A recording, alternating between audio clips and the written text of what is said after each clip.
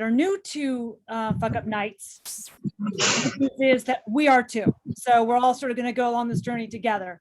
And when Laura and I decided, actually I did, and then I pulled Laura along and said, guess what? I have an adventure for you. And we said we're going to do this. We thought we maybe, have a few people to join us every single month or even every quarter. And last month we had like 67 people sign up and maybe 30 people come. This time we had 204 people sign up, and we are amazed.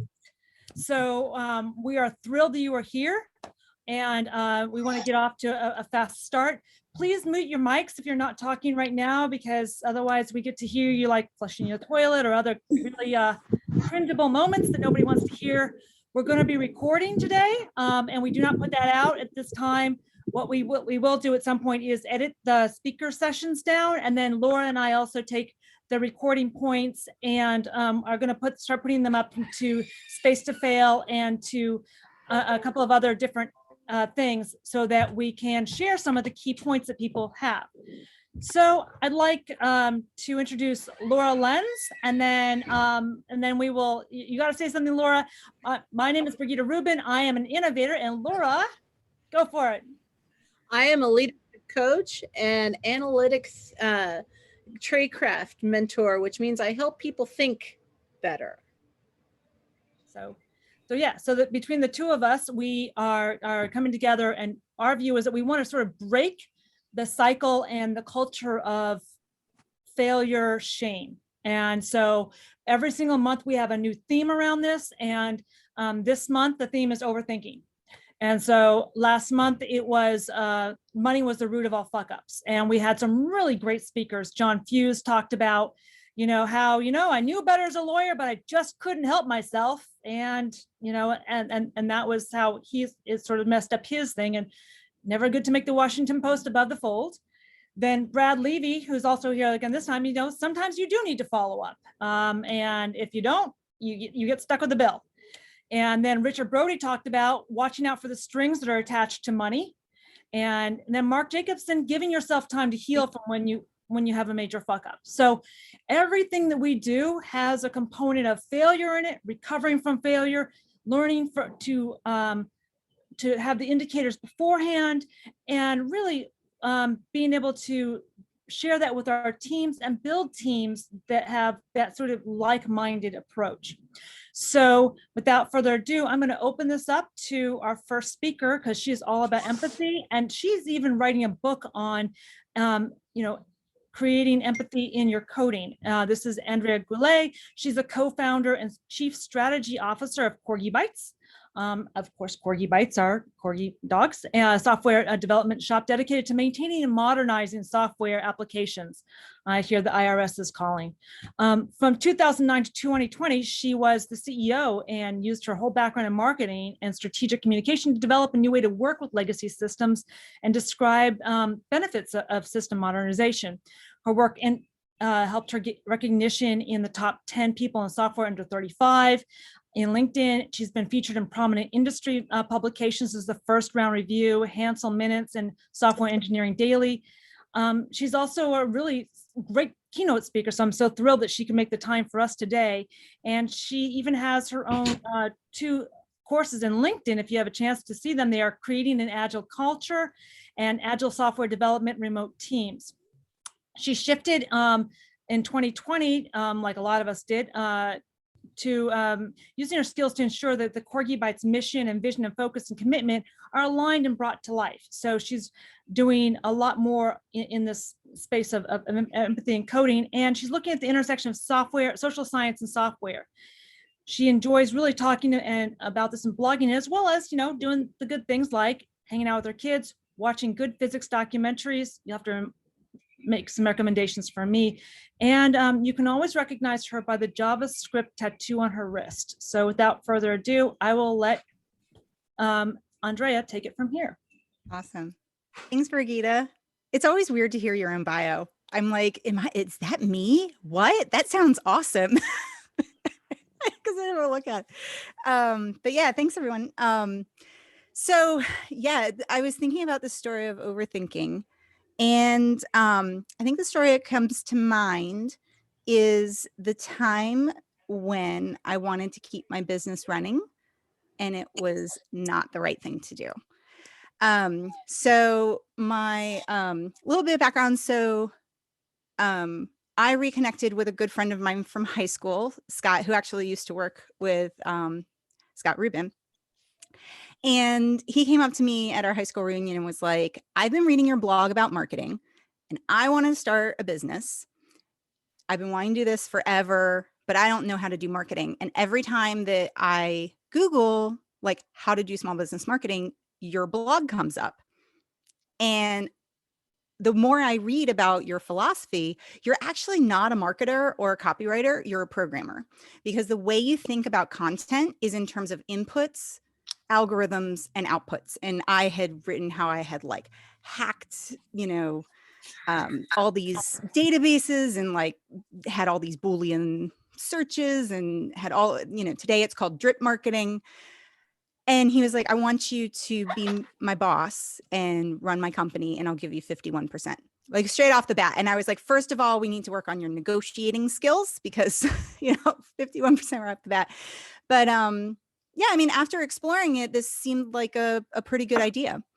And so we put a business plan together. We like did all the things. I was like, I've been marketing, I've run businesses before. I know how to do this. And so our original plan was we were going to use my background as a copywriter and content, Scott's background as a software developer, and that we were going to partner with independent visual designers to help get things into the App Store. So this was 2009. I quit my cushy corporate job after surviving a round of layoffs at the dead bottom of the financial crisis with the belief that it's the best time to start a business because there's nowhere to go but up. And the business model didn't work at all. And we ended up in negative margins, which if that means it was costing us more to do the projects than we were getting paid for them. And we did that. I drained my 401k to start the business. I maxed out our credit cards. And then I got pregnant. Scott and I at this point had decided to get married. So, and my financial advisor sat down with me and I remember that day, I'm still going to cry, but she was like, you have to quit. You have to. You are draining money. There is no way that you can have, this was pre-Affordable Care Act. I had no health insurance. And it was, you are 4 weeks pregnant. You just found out you need to get a corporate job as fast as you freaking can. And you need to hide your pregnancy so that it's not a pre-existing condition. And I cried. The grief, how did I let this happen? I was supposed to make this business successful and now we're in so much debt. What's going to happen? So I got a job at a digital agency. And I was like, okay, well, that was fun. That was a run. And I committed myself to being the best. And my tagline was, you can count on me. I'm not type A. I'm type A plus. I will get everything done. Everything. And I did. I had a great pregnancy. I did well at this agency. And went on maternity leave when I delivered my son. And when I came back, I remember being 2 days into being a new mom and having the belief go through my head of, this isn't that hard. Like I was at Target the next day, like getting, things for the doula. Like I was like, I have 100% got this. I'm going to work a whole bunch. I'm like, this is easy. And so I went back to the office after 6 weeks of my time off. And the job that I had been renegotiated. So instead of working 40 hours a week, I was managing a enterprise social media contract. And so, you know, Twitter and Facebook and things. And they had expanded the hours from 9 to 5, Monday through Friday, to 7 a.m. to midnight, 7 days a week. And I was the manager. So it's like if something goes wrong, and so I was effectively having to work 90 hours a week on top of being a new mom, on top of doing everything else. And what I did instead of setting boundaries was I doubled down to show that I could do it. And I started having panic attacks that were so bad that I was shaking. I got smacked with a wave of postpartum depression on top of it. And then also just feeling like I had to hide it, because I would go, like, there was nowhere for me to nurse. So I would like go into the bathroom, and then I heard. That's my mistake. I'm sorry, Andrea. I just muted Oh, you. all good. So I heard my boss like snicker about me breastfeeding, like she heard the pump. And it was just like, I felt so ashamed. I felt like broken. I felt like such a failure. And we were still so much in debt, barely able to pay our bills. And my panic attacks had gotten so bad that Scott, my partner, was like, "You're taking your laptop and you're turning it in today and you're never going back." And I was like, I don't know how to do that. Like, how are we going to pay our bills? What are we going to do? And he's like, "You're not overthinking this. Like, you've been overthinking this, and this is what's gotten you here." And so we did. That was hard. They got it. I think they were kind of relieved, honestly. And I ended up the panic attacks kept getting worse, and I ended up catatonic. And I was in a mental institution for 10 days, separated from my son. And the shame that went on there was very similar to what's in the movies. That's a whole other talk.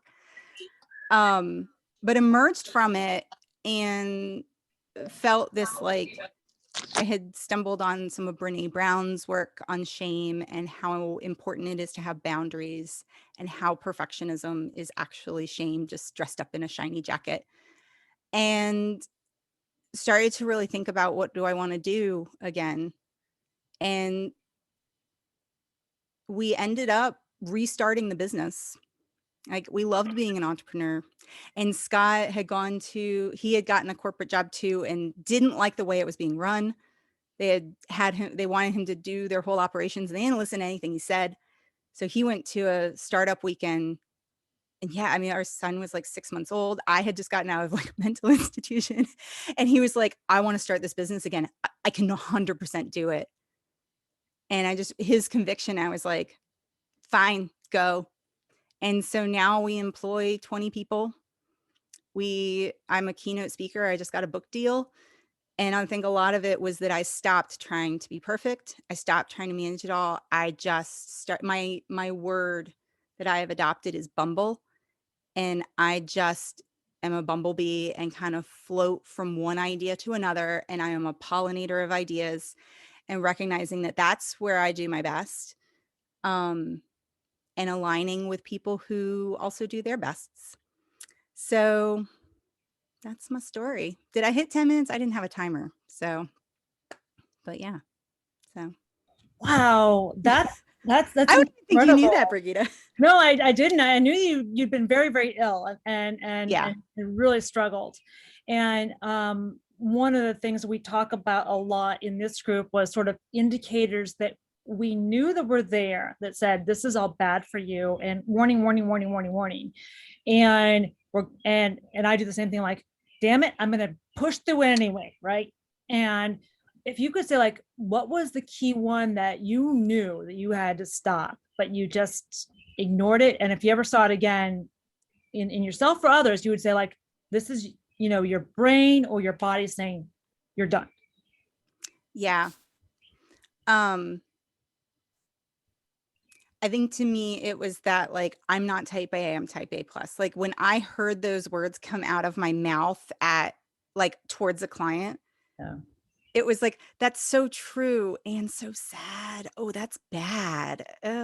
Because it reminded me of myself in school, where like Scott used to make fun of me. We went to high school together, and I was the kid who was like, I totally failed that Latin test. This is Scott remembering me. He's like, what are you talking about? Like, I know you studied, you always get straight A's. I was like, and then we would get it back and it would be a 98. And I would be like, oh, I told you I failed. And he's like, I got a D. Like, you're fine. But to me, it was like, if it wasn't 100, then it didn't count. It was very black or white. And for me, it's been living in the gray, and especially this year, like just being like, Wow. okay, I don't know what's coming. Just kind of, it's very uncomfortable. Oh, wow. I want to make sure you see Denise's comment. Thank you, Denise. That's a beautiful yet painful story. Thank you for being brave enough to share. You're welcome. Vanessa has a question. What do you do when you don't have the support of your partner to make sweeping change in careers? Yeah. I actually had that happen too. So prior to reconnecting with Scott, I had gone through a very painful divorce. My ex had decided to take all of my money and spend it on cocaine, and became violent. So I had to leave very suddenly. And I think you find support where you can. So for me, I actually had a group of entrepreneur women that I had been connecting with. And when they heard what happened, I ended up living with one of my clients, and I borrowed another client's car so that, you know, my ex wouldn't find me. And I think you just constantly look where you are. Like, there's an Arthur Ashe quote of start where you are, or use what you have, do what you can. And I think it's very much that, like, just being incredibly resourceful, whether that is, and I mean, I relied on government help for a while, like, and I think getting rid of the shame of some of those things and just like taking the help wherever you can. And I think for me, a big part of it was just accepting that I needed help. Yeah. So yeah. I think that's really, really telling. It. One of the things that John Fuse had said last time around was that I asked him, you know, what happened after you'd gone through this? He's paid millions of dollars in legal fees and everything. And he said, yeah. And basically the entire legal community shamed me and wouldn't hire me back. And that says a lot about your professional community, that you, when you've been dragged through the mud, and even though you had nothing to do with it, it wasn't your fault, your own community sort of shames you. You're in the wrong community. And so Andrea found a community that was supportive. And I think that's really key, that each of us has to recognize and help start building that. Sometimes, and a lot of times now with Twitter and sort of the public shaming that goes on, it can be, you've done nothing. And it just comes down on you like a ton of bricks. So there's a lot more grace we have to give, and we have to be more supportive of the people, especially when you get doxxed online. It can almost be dangerous. So I'm going to let you guys think on. Andrea gave us so much to think about, and I know she'll have much more questions. But I'm going to slide over into Holly now, and then we'll have more time at the end if you guys have more questions for Andrea, if that's okay with everybody. So are we good? All right. So I met Holly at work. We were just work together at MITRE, and she's one of those sort of understated people, you know. And she was like, "Yeah, I was over in Iraq, and I did some stuff in Iraq, and it was sort of interesting." I was like, "Oh, no." She was like actually leading the strategic communications, and she was, you know, in leading a lot of the pandemic response stuff previous to the Trump administration and in the Obama administration. She is a completely accomplished communicator, strategic and analyst, and she's really quite amazing. She's got an award-winning background in communication and engagement strategy. So just like Andrea, this strong marketing background. She's worked as a senior executive in government, and she's seen everything from health and defense and publishing and even journalism. And she just likes, if you need somebody that's got that perfect edge, that's really good at perfecting everything, that's Holly. You need the Holly in your life. So she's also an amazing artist. So let's welcome Holly, and let's hear what she has to say. Thank you very much. Well, thank you, Brigida. Brigida, you can see from that introduction, is Are you there? favorite project managers of all time. I'm here. Can you hear me? Uh-oh. Can you hear me now? Okay, great. Sorry about that. I was just complimenting Brigida. Thank you for that introduction, Brigida, and saying why from that introduction, you can see why Brigida is one of my favorite project leads of all time. She's just a fantastic person inside and out. It gives me a nice seg. Was very fortunate, really blessed in my career. I had these incredible opportunities. I'd worked as the editor of a publication, a magazine, a business magazine, and then from there started my own business. From there, I went off to US Health and Human Services. It's actually under the Bush administration. And that's when we did that pandemic plan because it was avian influenza. And then from there, I went off to Iraq and was honored to work with, first it was joint forces, and then it was US forces in Iraq. And then came back and found another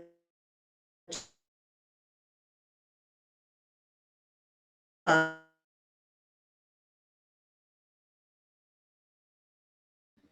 trying to get you frozen again. Yeah. Yeah. and so I was really, no, can you hear me now? Yes. Okay, all right. So I had received awards from all these great places, including the White House. And so I felt pretty secure in my career and really fortunate, and then kind of ran into a wall. I was home and I took a job, and there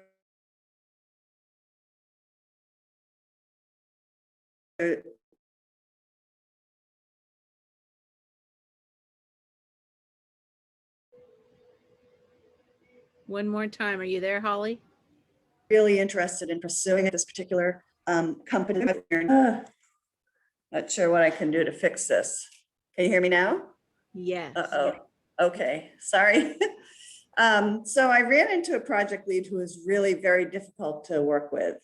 And the sad thing is she held all these projects that I loved. They were right up my alley: disinformation, misinformation, research around social media. And, but there was no pleasing her. And the more I tried, the less I felt I succeeded, which culminated in my eventually being paralyzed. Like, how I would overthink, like, how am I going to respond to this request? And I would fret over my work, which had in the past received such great reviews, right? So I was totally unprepared for this. And so I would freeze, and I would, as a result, delay getting started on a project. I would overthink my approach to things. Instead of diving right in like I'd always done in the past, I would be thinking about how it was going to be received. And that would kind of lead me down a path of, inevitable failure. You're not going to do your best work when you're putting things off till the end. And you've got that constant stress of how it's going to be received, and knowing that you're at the end of the day, no matter how fantastic you think you're doing, you're going to be belittled. Your work is going to be undermined. And it was okay that it was being presented at international conferences and in white papers and that sort of thing, but the reception I got wasn't warm and fuzzy. So I eventually left that company. It was like, this person had a lock on all of the projects that were near and dear to my heart. I could have found other projects that weren't as interesting to me, and I did. I did other work for the company. I was a government liaison. I worked with some of the senior executives at that company. So I succeeded in other areas, but the part of the company that was really fascinating to me was kind of off limits, if you will, unless I felt like beating myself up all the time. So I left and life went on. I left to start my own company again, which I'm doing now. And when I'm not working as a consultant on strategic communications or prettying up somebody's presentation, I'm painting and having a great time. So that is my story. Probably not full of the full 10 minutes, but welcome to answer your questions. That's okay. So if we find you keep freezing off, we can always try turning off your video as much as we like to see you. But Okay. but we're not there right now. I think we're good for a second. So I'm just curious, what if you're looking at that situation again, the question that Brigida asked Andrea, what are the indicators, or what's one or two that you would know that you were headed down that same scenario and you wanted to avoid it? Well, I mean, there was like a big flashing alert sign when my direct supervisor, who's the person who would do my reviews and that sort of thing, said to me, you should never have to cry at work. Like, of course not. Like, people shouldn't have to tell you that, right? But that's where I was rock bottom. And so I think when you get to that point where you get up in the morning and you dread turning on your computer, or dread going in to face this person, Might be time to try no video. then that's a big warning. How do I do that? Just stop your video on your little thing in the corner. Yeah. Maybe bottom left if it's. Yeah, I think she's got it. All right, why don't you try There. now, Holly? There you go. Okay, so I don't know how much you heard, but I basically said, I think if you wake up in the morning and are ready to go to work and you realize that's the last thing you want to do, that driving down to the office or having to face that particular person seems insurmountable to you, that's a wake-up call. If you don't feel like eating, you're stressed all the time, your health is deteriorating, those are all wake-up calls that you're in a situation that's not where you should be. And there are so many other wonderful people out there to work with. Actually, there are a few people I recognize a few people online. It's Kevin Garrison. So big hello to Kevin Garrison from me, and also Hal Greenwald. It was great to see your names on the list of attendees.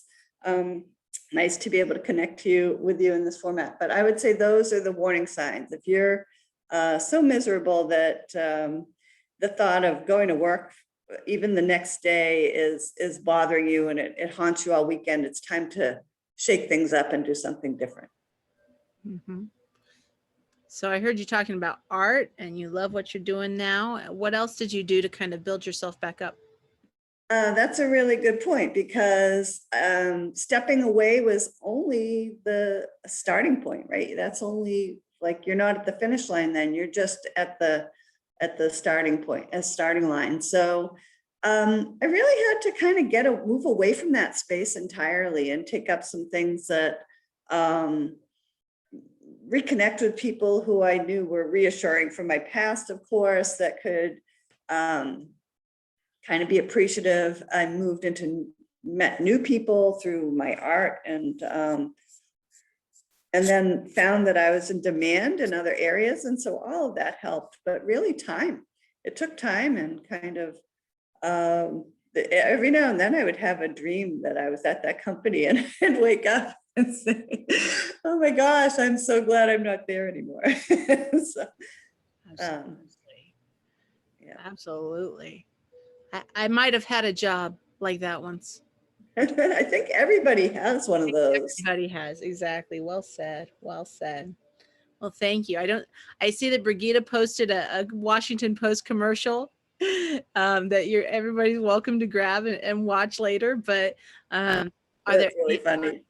Any questions for Holly before we keep moving? All right, back to you, Brigida. Thank you, Holly, so much. That was really insightful. Yeah. I think one of the things we heard, and we are here over and over again, is that each of us wants to sort of bounce after things happen to us, and to say, like, I'm going to come back twice as strong and 3 times higher. And the truth is that somebody's just taken a lot of air out of our ball, and so we need time to reinflate.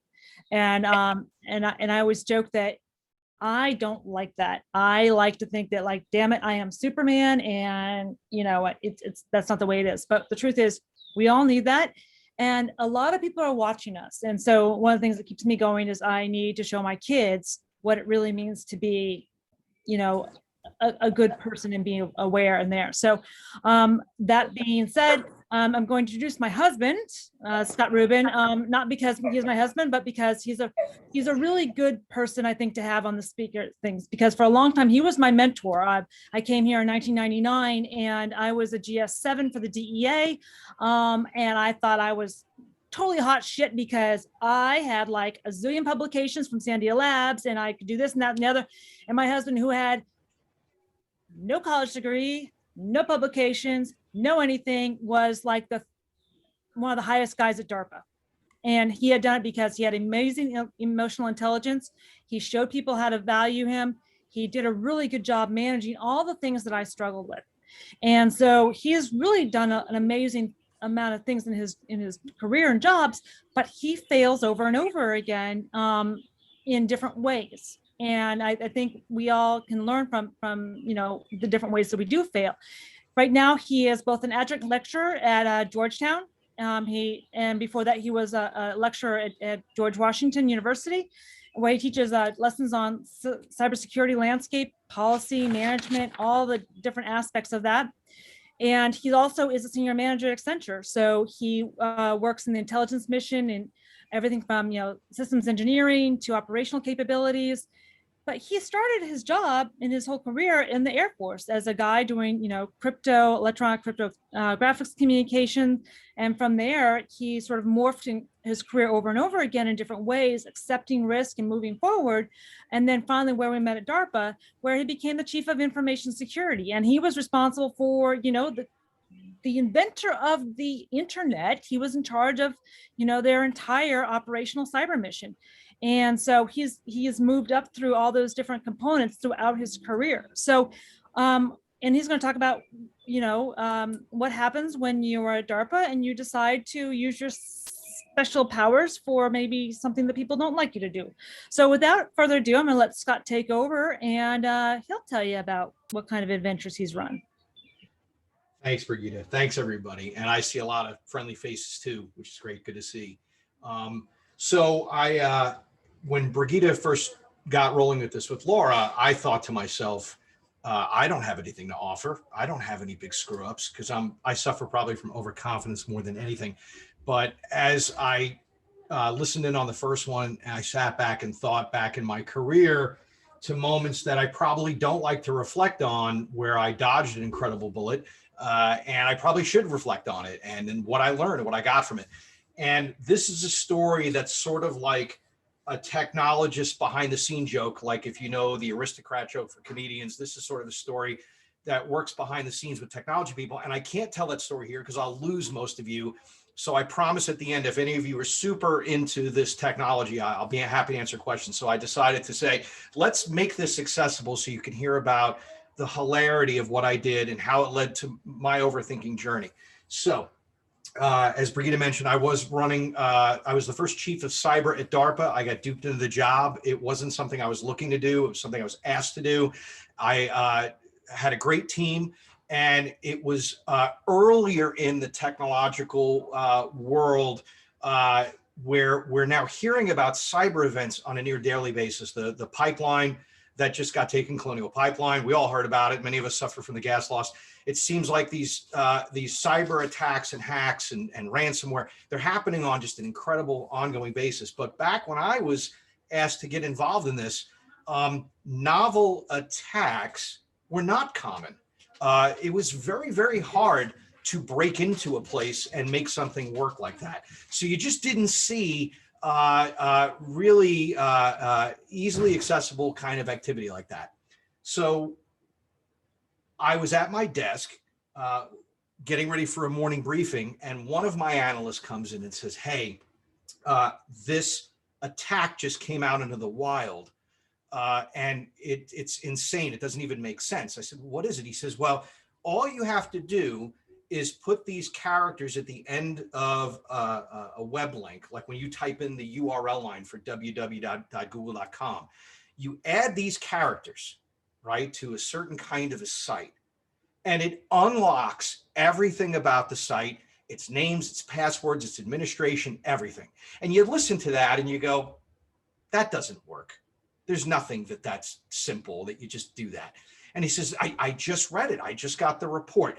The text was called $data. You simply had to append to add this on to certain kinds of Microsoft websites.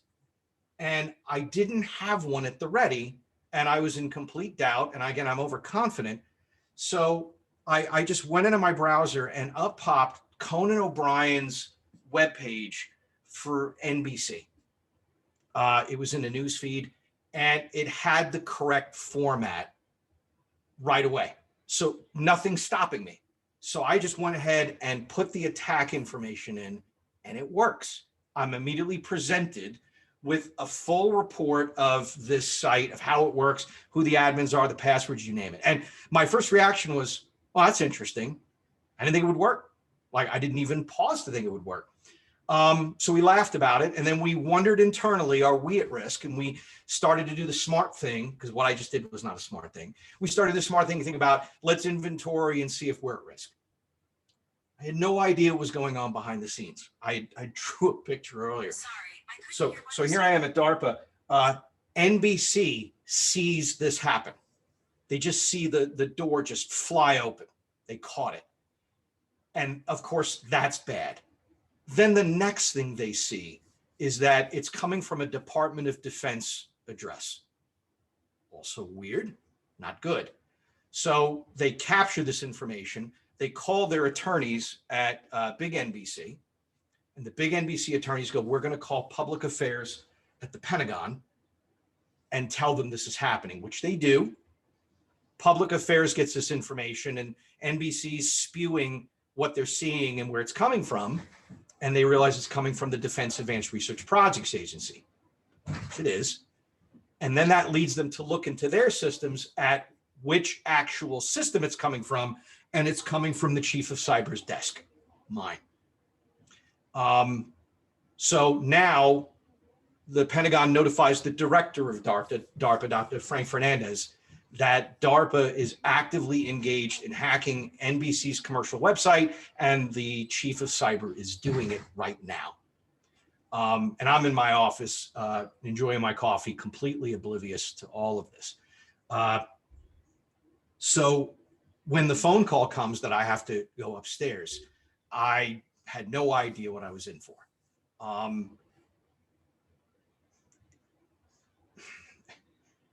The first thing is the shock of being called out for this activity and it being phrased as a nefarious event. It was a stupid event. And maybe some of you would say it was nefarious for what I did. But hearing it coming at me from the senior staff of the defense agency I work for was sort of a shocker.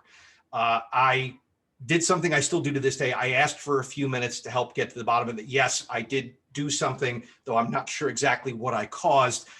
Giving me a chance to go back down to my team. We got the NBC engineers on the phone. I honestly explained exactly what I did. They were uproariously laughing. They thought it was hilarious. They themselves tried it and it worked. So they were like, wow, we just did it to ourselves. We didn't think it would work. We did, because they didn't know how I'd done it. I said, literally, I just did this. They did it. It worked. So they told the lawyers they were in a tech conversation with me and that it was no longer a nefarious bad activity. The leadership at DARPA were still not amused, even though NBC decided to take the lawyers back and not make a case. There was worry that NBC would obviously publish this as a story through one of their outlets, which could have been incredibly embarrassing. They didn't.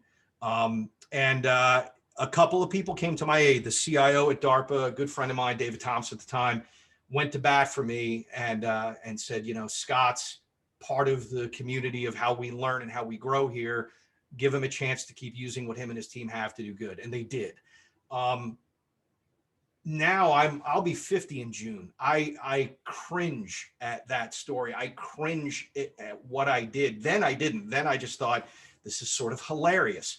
But then after, you know, some reflection on it, I began to realize what I'd done and how careless I was and what I'd put at risk, not just myself, but my entire team. Everything we did was in question for a little bit. Like, is this really the right team to be defending the defense agency that pioneered the internet? Or is Rubin a moron and his team a bunch of clowns? So as I worked through that, I became an overthinker on these kinds of things. I started worrying myself into contingency nightmare. And I had to come back from that over time. It took a lot of effort on my part and working with some really great professionals as well that have been available to me throughout my career, my network, like Andrea was saying, like the people who you have around you, the people you can go to help mature me and think through the consequences of actions before you just go do something. If somebody presents me with that kind of idea today, I'm a lot more structured and I'm, we're going to go explore, but we're also going to be thinking through the iterations of what could happen. So it took me that massive screw up to grow up, and I survived it. It could have been a lot worse. So again, nowadays this happens all the time. You hear about so many layers of hacking, but back then that kind of thing was just not realistic. And I went ahead, I just had to push the button. Just had to push the red button to see what it would do. So don't do that. And with that, I turn it back over to you guys. Does anybody have any questions from out there? Before I start? So Scott, I think I'm too close to you. I'd like Laura to ask you some questions because Gosh, thanks, Brigida. All right, Scott, what were your indicators if you were going to avoid it again? If somebody on my team or one of my students says, I'm going to go engage an activity to prove, this dangerous outcome. We're going to go test something that's dangerous. We're going to go test something that there's a risk engaged, that we're going to move the test into this stage. Sort of like a parent now, I have questions. Where are we doing this? How are we doing this? Who's doing this? Is everyone in the loop? Do we know the limits of what we're doing? Have we discussed those things? And does everybody agree? This happens all the time in the field now. We do penetration testing for commercial companies and they want us to come help them. We certainly should agree to the limits of what we're going to do and how we're going to do it in our cyber team before we break their environment.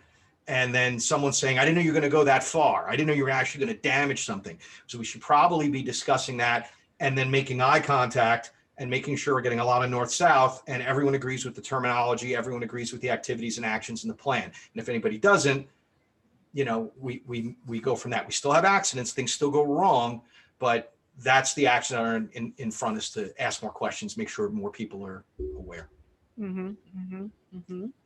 Denisa asks, did you tell me?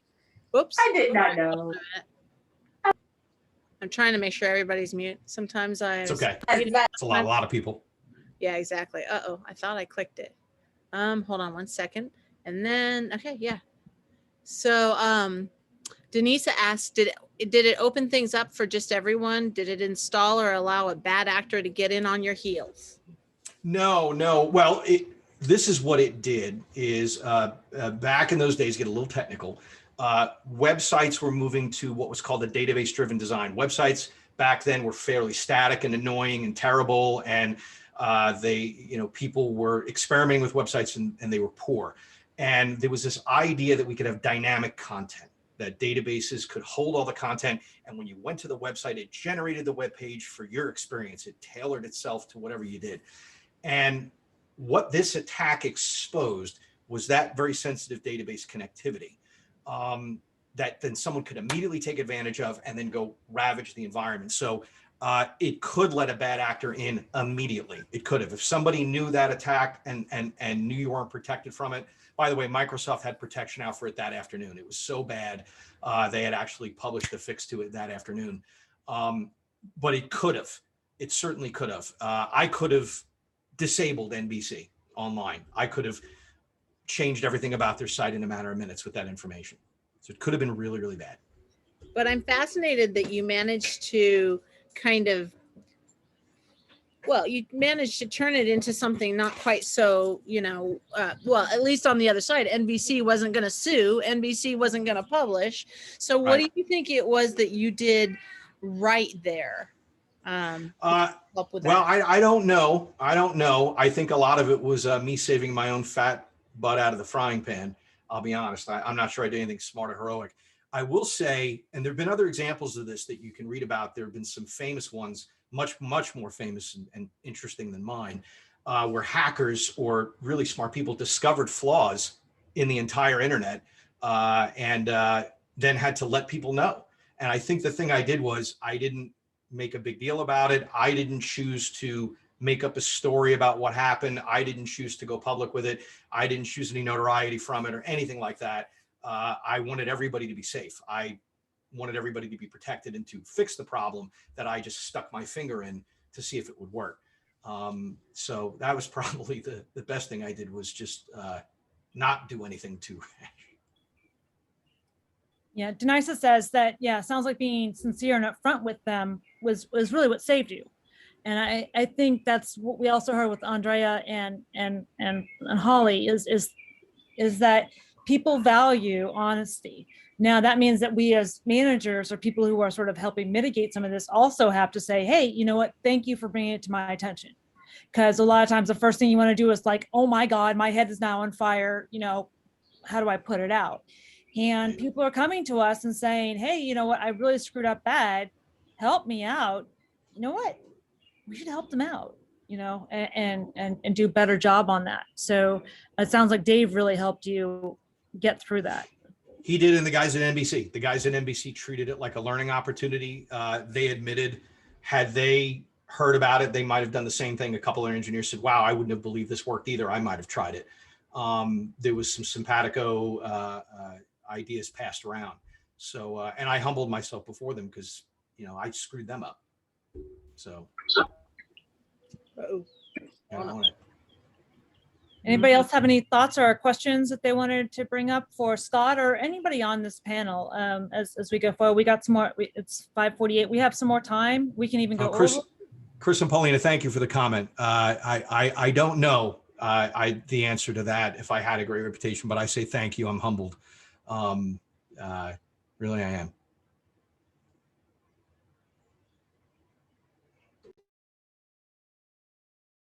So one of the things I wanted to bring up was I spent a little bit of time doing some research because I am a chronic overthinker. If there's a way for me to overthink something, I will do it in about 15 different shades of purple, usually.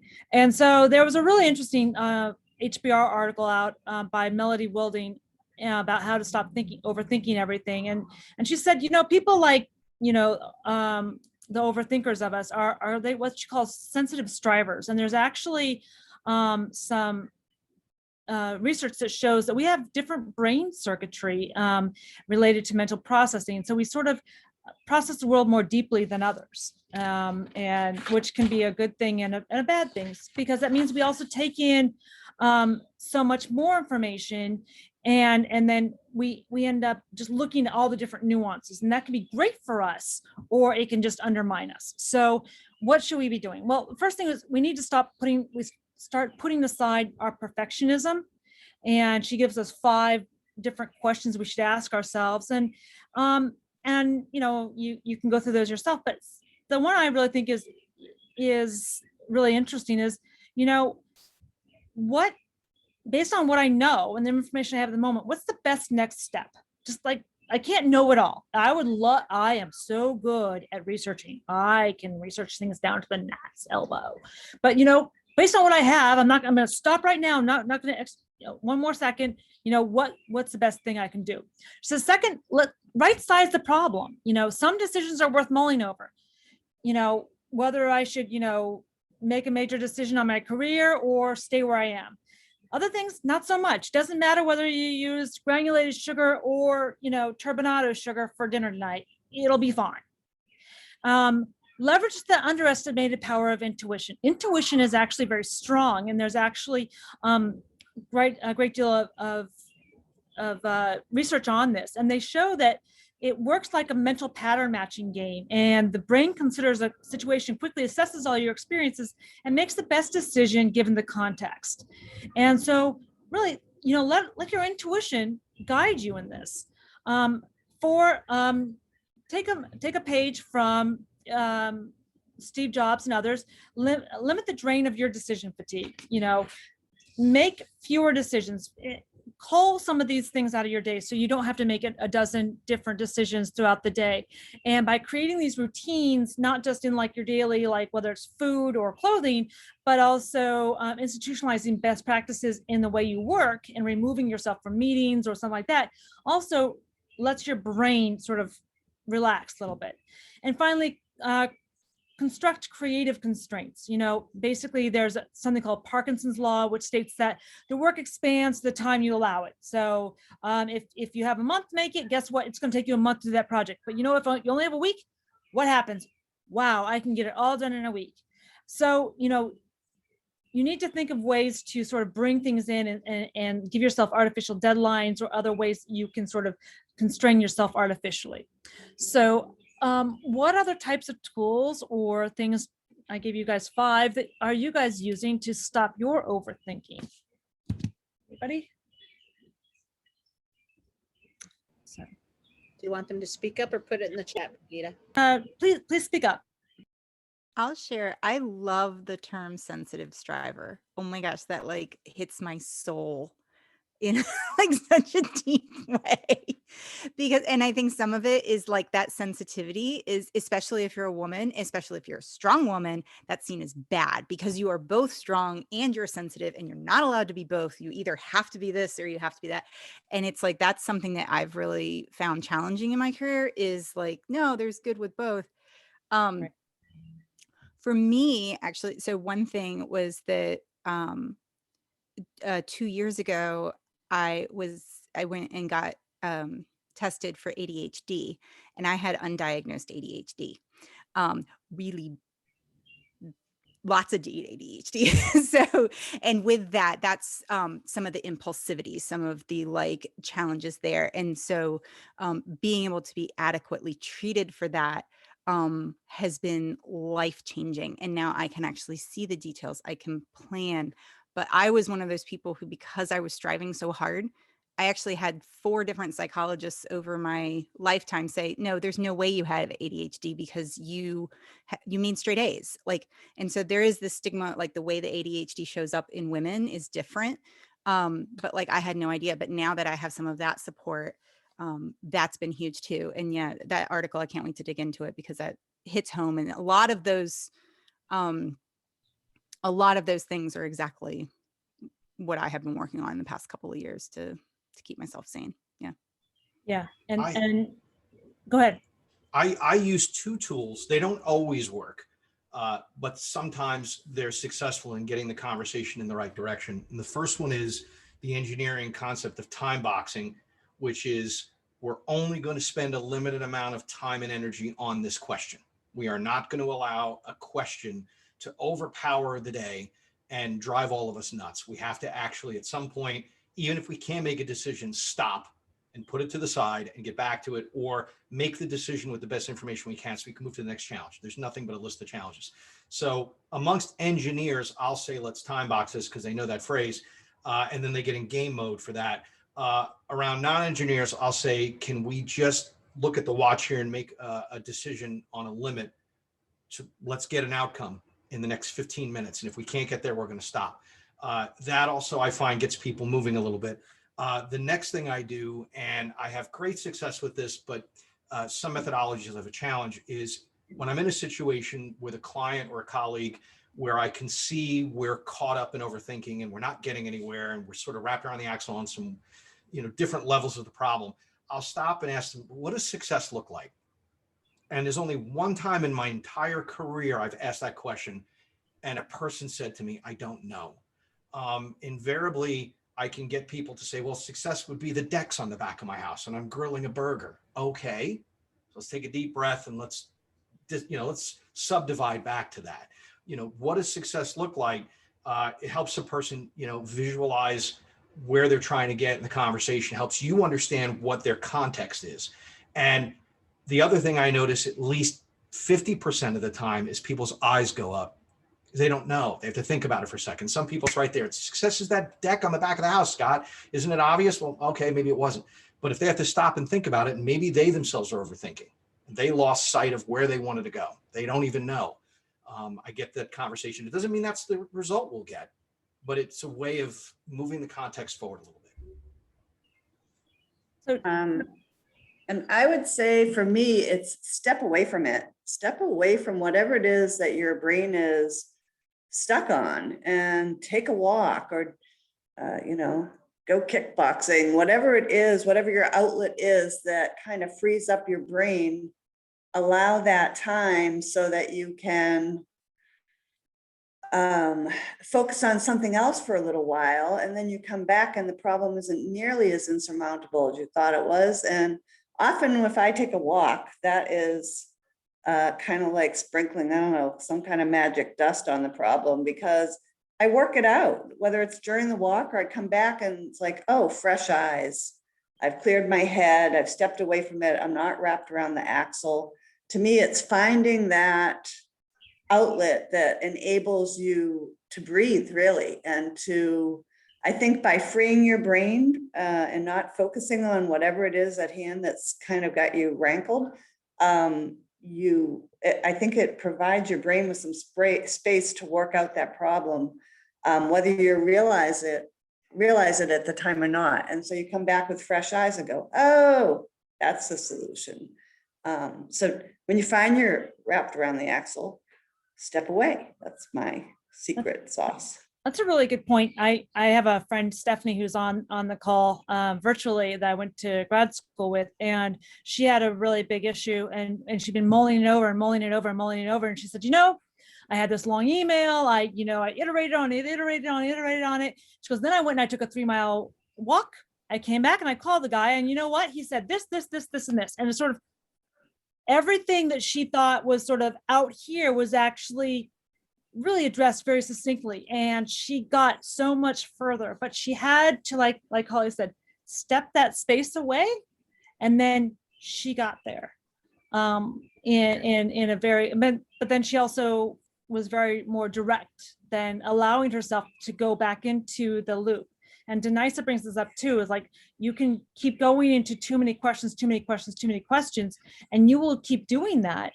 And you've got to stop the madness. I'm going to put a pin right here and I'm going to come back in 10 minutes, which might kill me one day.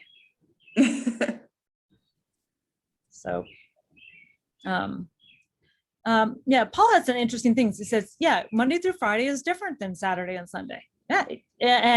And you know what? I have a question for you guys. Maybe since COVID, I think a lot of things are different. I think we got very different in the way we work. And are we going to continue to see that in how we measure success? So I'll throw that out there, because that's sort of one of the things I've actually been thinking about writing a paper on is how COVID is changing our perception of work, value we get into work, and also how people are making decisions. And I used to joke that before COVID, it was hard to recruit and retain people, and it's getting even harder at all levels. It was like, oh, well, my data scientists, they want literally $300,000 a year because that's the going rate. Well, now guess what? $9 an hour, you can't find people to work your $9 an hour or $13 an hour jobs either, because they're also saying, you know what, I finally have the room to breathe and I can consider making a career transition. And you know what, I'm going to change. And so for small business owners, this is a huge issue. So, people stepping away is not necessarily a bad thing, but it's going to change the way we as an entire society are now making decisions. So anything else? But it's 6 o'clock, and I don't want to take too many people over, but I do want to remind people that we meet every single month, and the next one is Winging It, which is the opposite of overthinking, on June 16th. If you want to speak, you can please just give me or Laura Lenz a heads up on the meetup. If you guys know of a better way that we can broadcast this, I know it's sort of hard with Zoom to get the passcode out there and things like that. So give us a heads up as to if there's another way around that we can do this better so that we can be more inclusive. But if you want to speak Winging It, if you would like to do one of the other ones, we've got Winging It in June. We've got Underestimating Others. In July, Domino Effect. It all started with one little thing and just rolled down from there.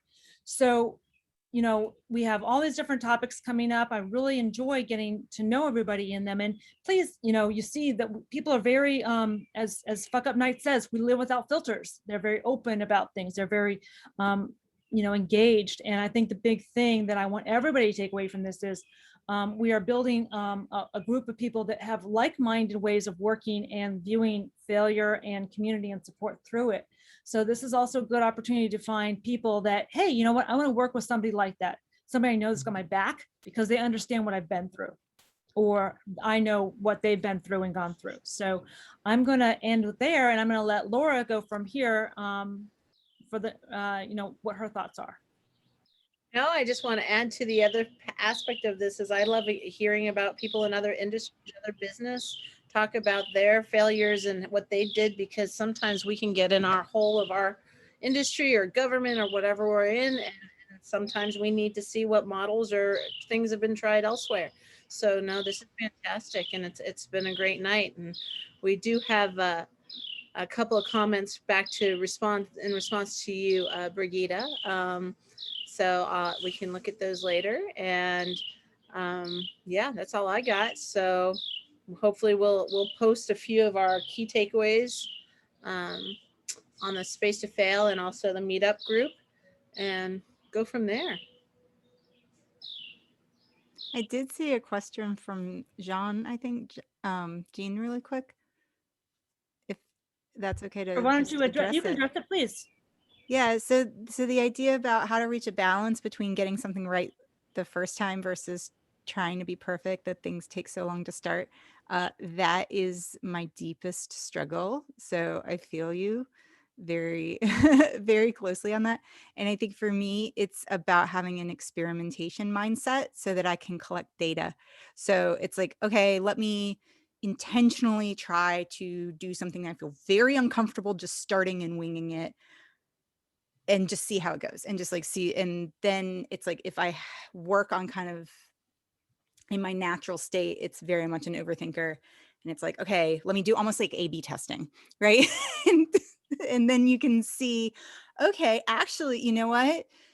The times that I have done this, and, you know, if you're more rigid, you can, you know, write it down or things like that. But for me, it's more on the intuition. And so then that way I can trust myself a little bit more, and I can have that rational override when I feel really scared. But to me, a lot of it is collecting that data that comes through experience.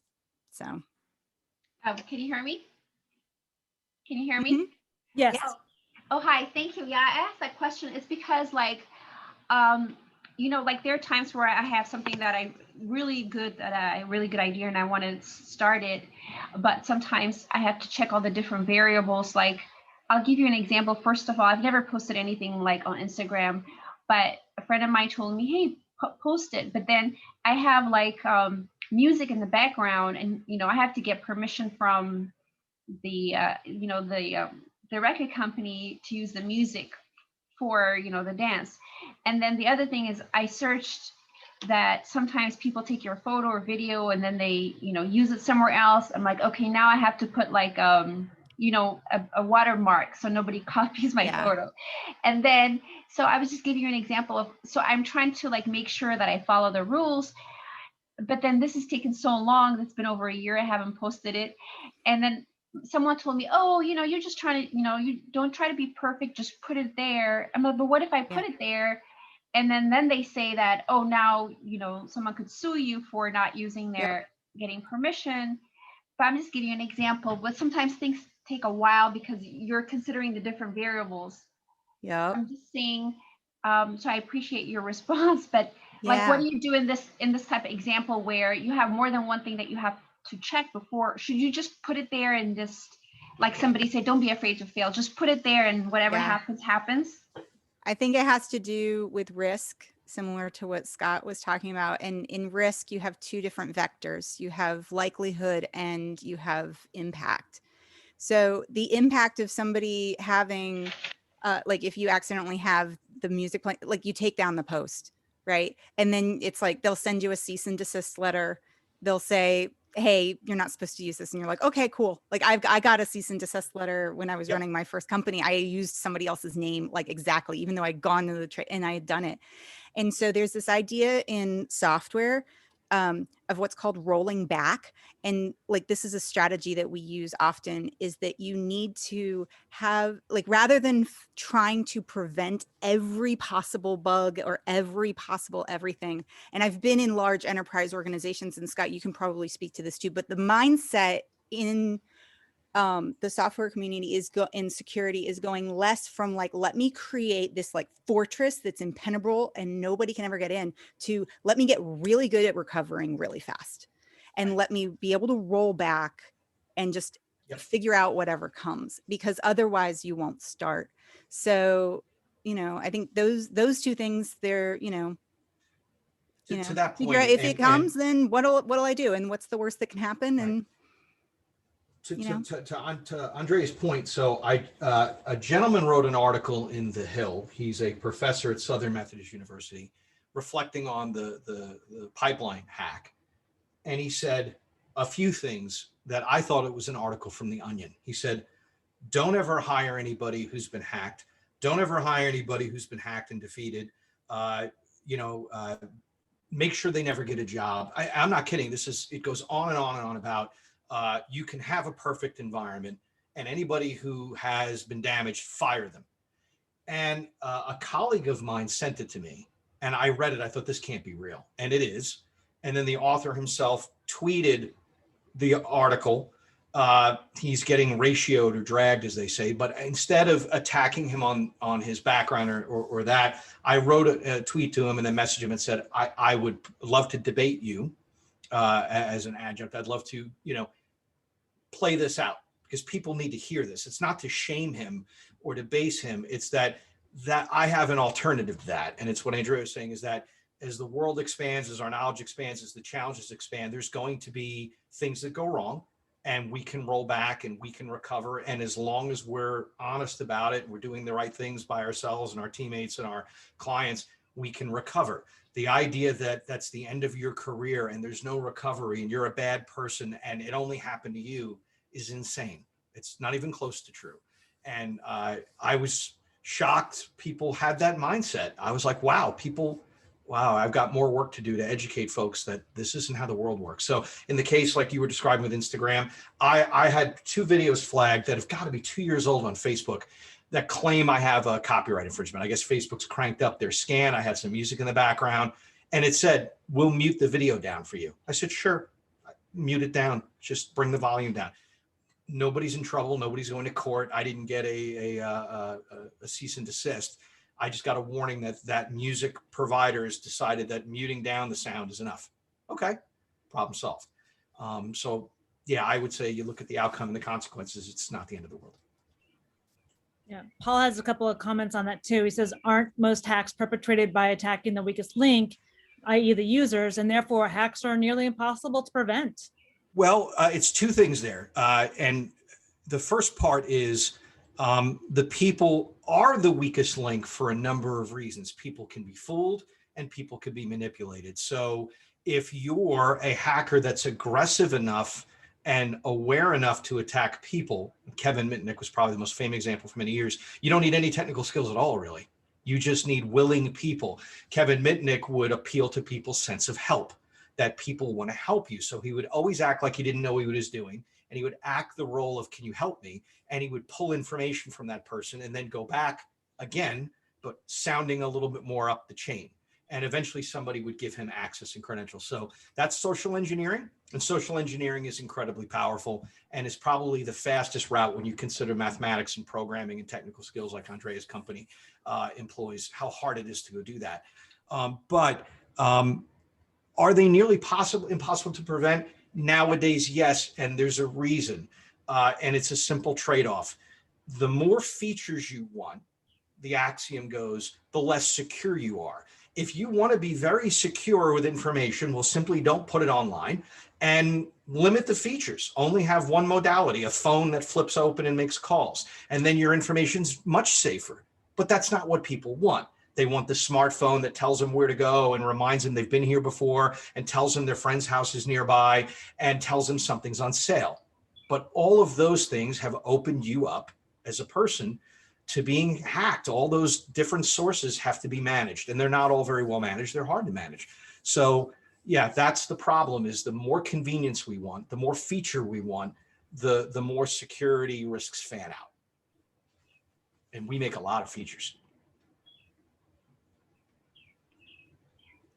Yeah, I think one of the things that when we go through a lot of this is that we acknowledge that there are issues. And I think really good organizations, they want teach their people, but understand that they're going to have to continuously do that. It is an iterative process. Number two, as we move forward, we use words that my organization is now saying, grace and respect, but we have to do a better job at modeling what that means. And that also means that we have to do a better job of supporting the people who sort of get stuffed under the bus at some point. And that means sometimes sticking your neck out, and that may be the hardest thing for anybody to do, because a lot of times you're like, ooh, that sucks to be you, but we don't sit there and go, hey, let me pull you out of the gutter.